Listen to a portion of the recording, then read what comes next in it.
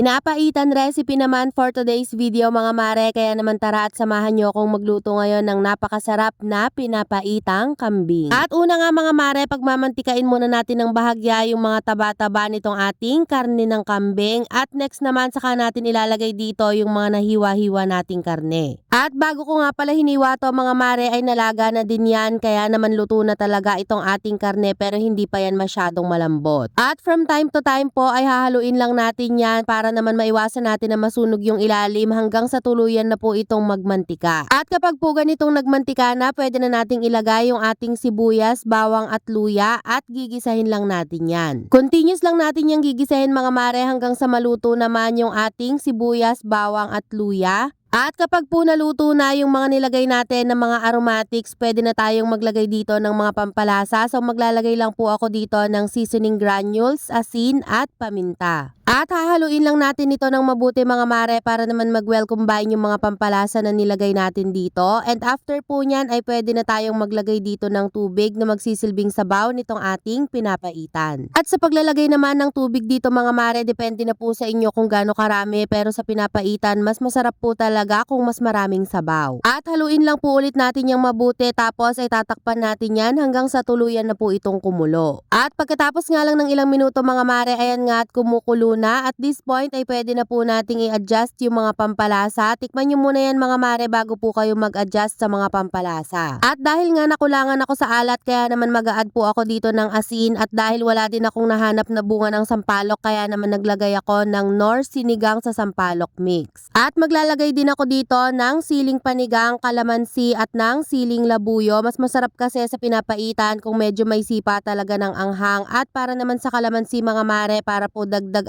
asim at dagdag pait na din. Tapos hahaluin lang natin itong mabuti para naman mag-well combine yung mga nilagay ulit natin ng mga pampalasa. And lastly, ilalagay na natin yung ating papait na tinatawag sa Ilocano. Ito po yung pampapait natin dito sa ating pinapaitan. At sa paglalagay naman ng pampapait mga mare, dahan-dahan lang po kayo sa paglalagay at tansyahin nyo din po kung gaano lang kapait yung kaya ninyo o yung gusto ninyo sa inyong pinapaitan. At after po nating mailagay yung ating pampapait dito sa ating pinapaitan, lulutuin na lang natin to for at least 10 to 15 minutes. At after 10 to 15 minutes nga mga mare ay okay na at luto na itong ating pinapaitan. At ganun lang kadali mga mare, at meron ka ng masarap at mainit na pinapaitan. So hanggang dito na lang mga mare. Thank you so much for watching. Keep safe and God bless!